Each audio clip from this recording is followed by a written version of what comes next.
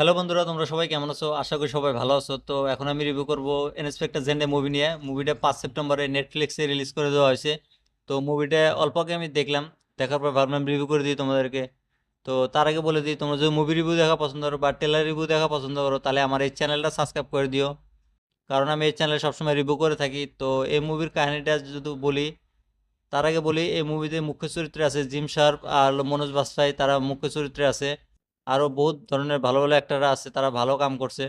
তো এই মুভির কাহিনীটা হলো কাল ভোসরাজ আর হলো ইন্সপেক্টর জেনারেলের উপরে বানানো। তো কাল ভোসরাজ একটা গ্যাংস্টার ছিল তোমার ইন্ডিয়াতে।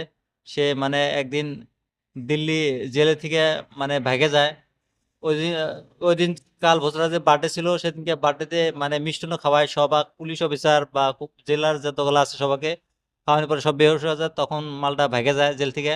তারপরে তাকে ধরার জন্যই মানে এই ইন্সপেক্টর জেনটাকে মানে হায়ার করা হয়, মানে তাকে মিশনটা দেওয়া হয় যে তুমি ইন্সপেক্টর জেনটাকে ধরে নিয়ে এসো। সে ভেগে ভেগে বেড়ায় মুম্বাই, গোয়াতে, লাস্টে ধরা পড়ে মালটা।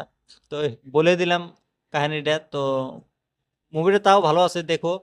এটা একটা রিয়েল কাহিনীর উপরে বানানো, তোমার 1 ঘন্টা 52 মিনিটের মুভি, খুব ভালোভাবে রিপ্রেজেন্ট করছে। মুভি মশলা টশলা দিয়ে আর কি মুভিটা বানানো হয়েছে। এমনি কিন্তু রিয়েল কাহিনী। তো মুভিটা নেটফ্লিক্সে আছে এইচডিতে, তোমরা যা দেখতে পারো। তোমরা যদি এখনো দেখো না, তোমরা যা দেখো, মুভিটা দেখে আমাকে কমেন্ট করো মুভিটা কেমন লাগছে। বাকি এই মুভির যদি মিউজিক টিউজিকের কথা বলি, মুভির মিউজিক ভালো আছে, ডাইরেকশন ভালো মুভির, বিজিএম সাউন্ড আছে অল্প ভালো।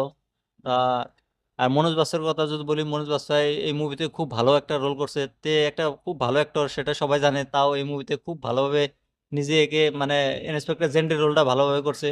আর কাল ভোসরাজ, জিম শার্প, সেও ভালোভাবে মানে কাল ভোসরাজের ইটা মানে অ্যাক্টিংটা ভালো করে দিছে। আর বাকি যত অ্যাক্টর আছে সবাই ভালোভাবে রোলগুলা করছে।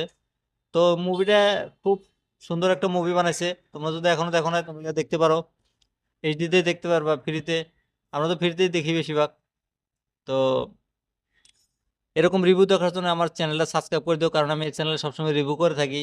তো বাকি পরে দেখা যাবে আবার।